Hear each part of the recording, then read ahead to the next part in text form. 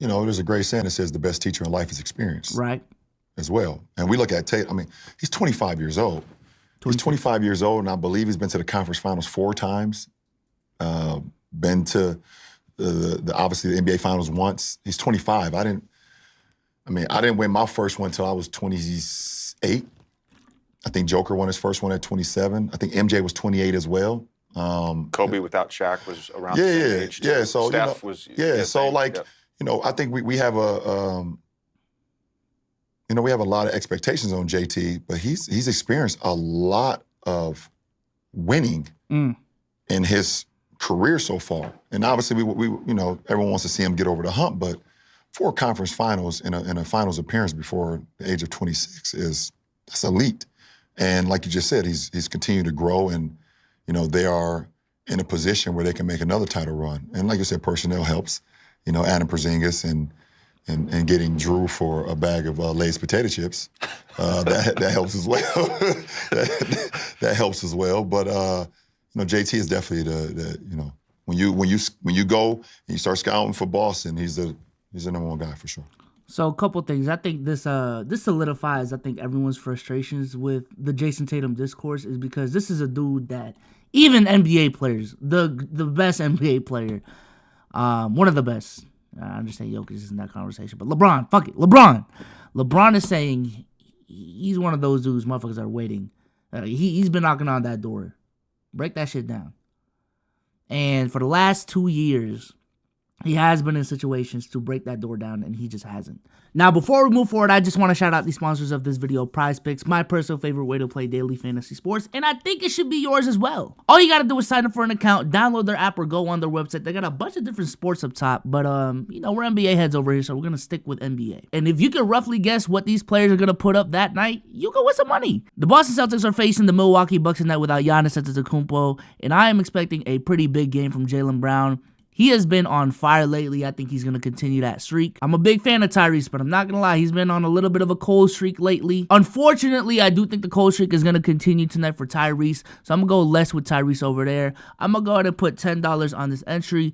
Press place entry, and boom, that is how you make an entry on PrizePicks. And thanks to our friends over at PrizePicks, if you guys use code SLZ, you guys can get a 100% match on your first deposit of up to $100. Links to everything will be in the description down below. And shout out to PrizePicks for sponsoring this video. Appreciate y'all, man. But this is what I've been saying with Tatum this whole time, bro. A lot of the hate comes from the fact that he has been shoved in front of y'all since 2017, 2018, because he's been in a big market. He's been on winning teams that made deep playoff runs. But at the end of the day, I understand the whole joke for a minute was he's only 19, but he is only 26. A lot of the greats did win 27, 28, 29. You know what I'm saying? And even though he has made a lot of deep playoff runs, I think when we're talking about the winning in this conversation right here, to me what I'm looking at is, what has Jayson Tatum's track record been as a number 1 option? And to me, he has really only been the solidified number 1 option for this team for 3 years. For 3 years. 4 now. This is his 4th year. The first year was 2021, and he was playing with scrubs, bro. Daniel Tice and Al Horford were our front court. Old Al Horford at that point, I believe. Al Horford may have not even been back, bro. I don't know. Hold on. Let me look back, because I just remember that 2021 Celtics team was straight dookie, bro. Straight dookie. Yeah, 500 team. The most used lineup was let me load in. Yeah, Tristan Thompson. I forgot. Yeah, Tristan. Like our main starting lineup was Kemba Walker, Jaylen Brown, Jayson Tatum, Daniel Tice, and Tristan Thompson, bro. I don't know what you wanted, you know what I'm saying, Jayson Tatum to do with this team.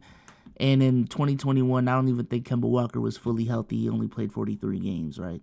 So I don't know what you wanted Jayson Tatum to do with this team, but it is what it is. 2022, there was a lot of big questions with this team, and the biggest story with this team was the turnaround from being ass, right? But if you want to say the clock started at 2022, that's fine. 2022, 2023, and now it is 2024.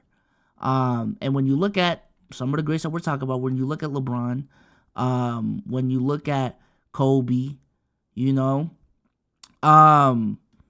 while the counter argument would be the fact that, yeah, these players didn't have stacked teams coming into the league. My question is, if they did have stacked teams, would you be expecting championships from these players in year 2 or year 3 if they did have stacked teams? Like, what are we doing? And if they didn't, would you be ostracizing them if they had stacked teams and didn't win? You know what I'm saying? Because, mind you, Jayson Tatum is not this, going into the league, he was not this LeBron James, Zion Williamson, Victor Wembanyama prospect. He wasn't. Jayson Tatum was a diamond in the rough. He was in the conversation for being the number 1 pick. But all guy going into that draft, the number 1 pick was Markelle, the number 2 pick was Lonzo, and the number 3 pick was arguably Josh Jackson. Jayson Tatum was a guy that I thought was going to go 4, 5, 6. So, I don't know what we're trying to do with Jayson Tatum, but I think he is ahead of the track. I understand where the hate is coming from. I understand that I am still standing on the fact that he needs to play at a tier 1 level to reach the heights that the Celtics team needs to reach. And do I think he's playing that level right now? I personally don't think he is.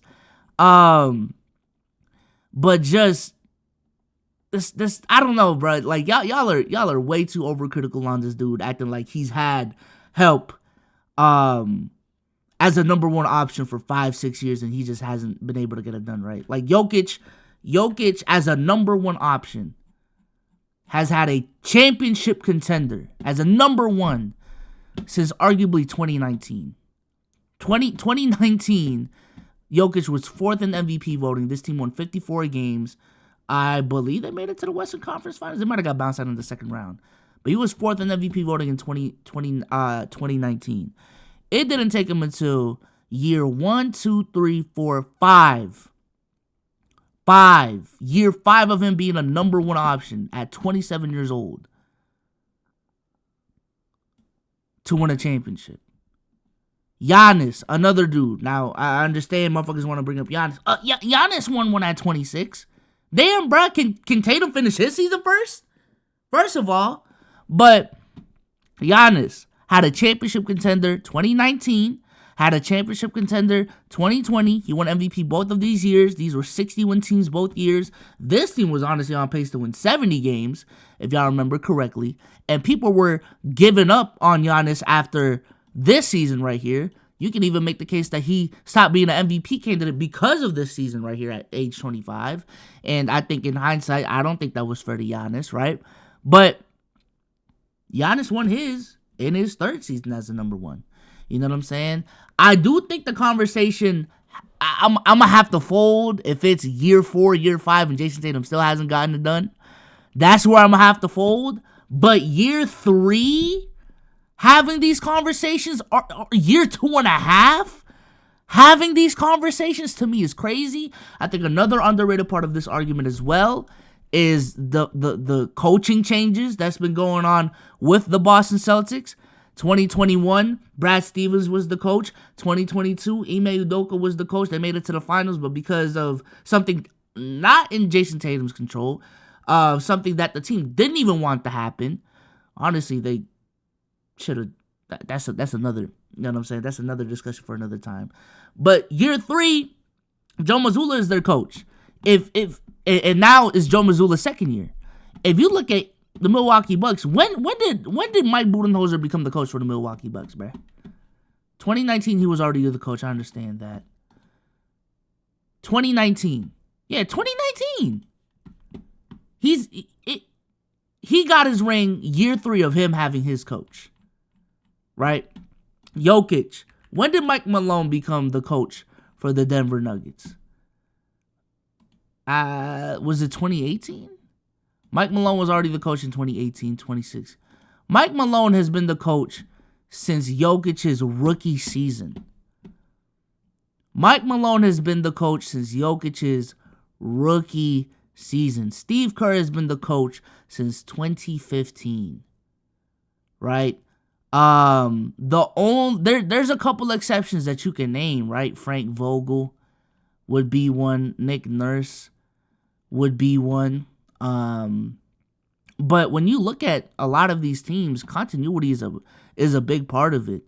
And if you look at how Denver plays and how Boston plays, that is a big part of the conversation, right? Is the fact that Denver has more continuity. But I don't know, bro. Just long story short, I think y'all be on my man's dick. Okay? Shout out to LeBron for the podcast. We'll definitely be keeping up. Thank you for the comment, Bron, man. Appreciate you, man. If Clutch Sports needs a social media manager, let me know. I'm on the block. But I'm out of here, man. Peace. Jesus Christ.